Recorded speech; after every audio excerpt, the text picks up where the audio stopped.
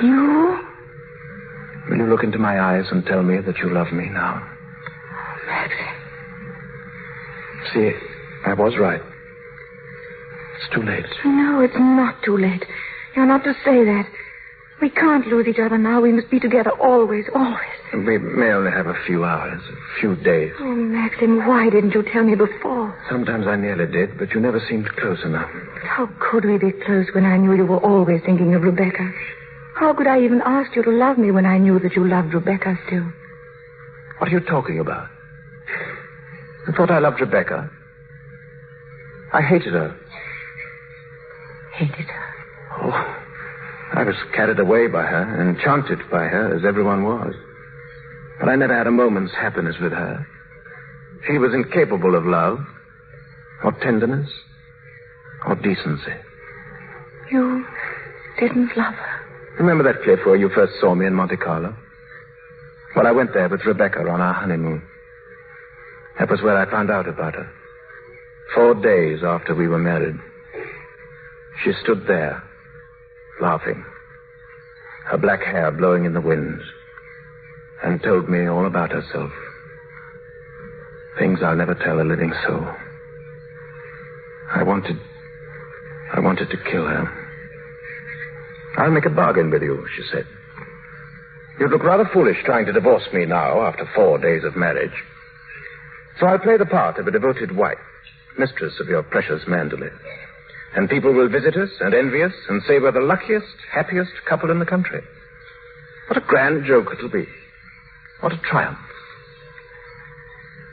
I should never have accepted her dirty bargain, but I did. And I kept it. So did she, apparently. But after a while, she began to grow careless.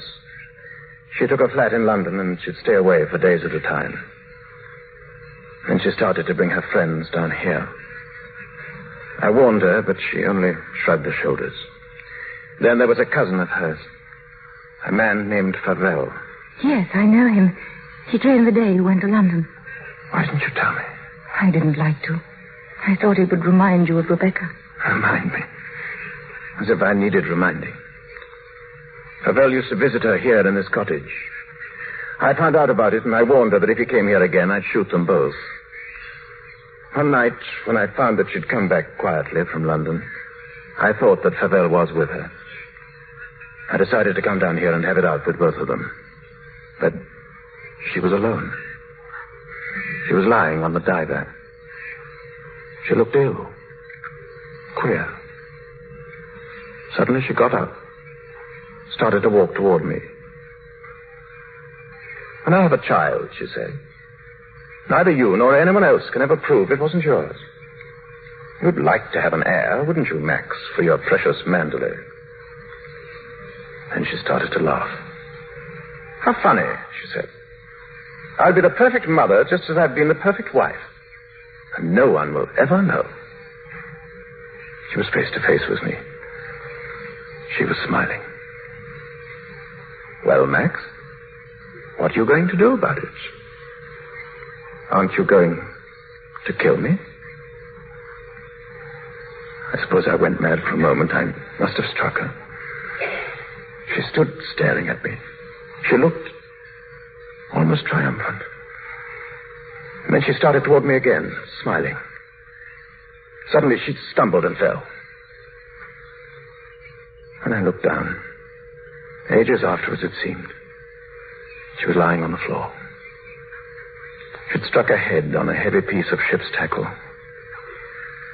I remember wondering why she was still smiling. And then I realized she was dead. But you didn't kill her. It was an accident. Who would believe me? I lost my head. I knew I had to do something, anything. I carried her out to the boat. I put her in the cabin.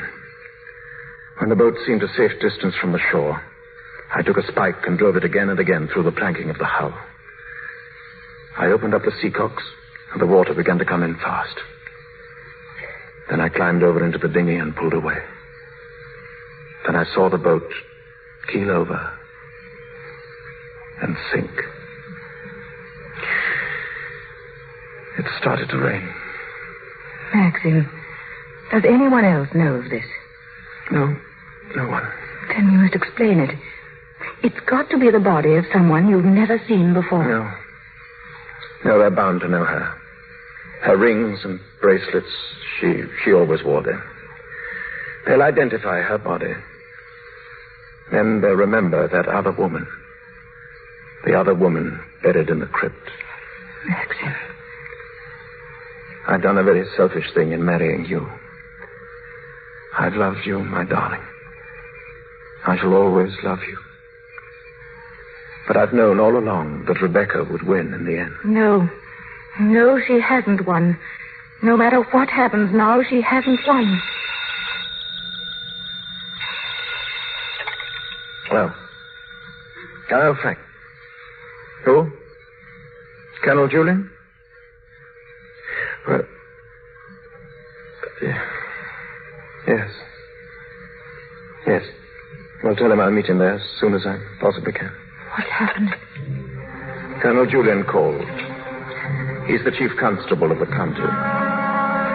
He wants to know if I could possibly have made a mistake about that other body.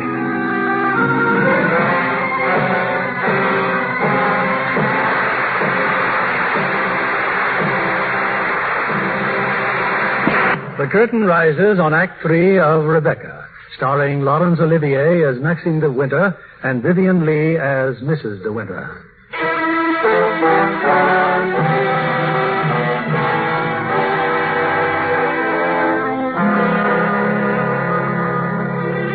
The body they had found in the boat was identified as Rebecca de Winter. There had to be an inquest, of course. Maxim was calm, almost too calm. I think that frightened me even more.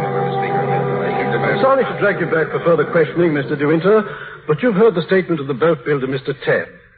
I wonder if you can help us in any way. I'm afraid not. The holes in the planking were evidently made from the inside. Can you think of any reason for that?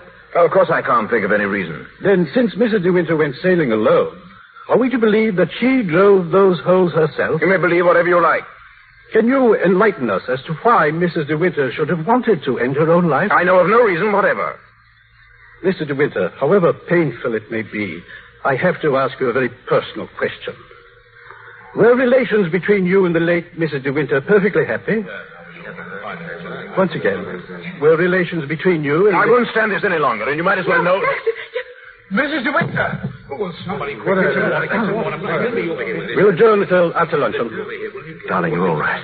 Frank, help me. I'll take her outside.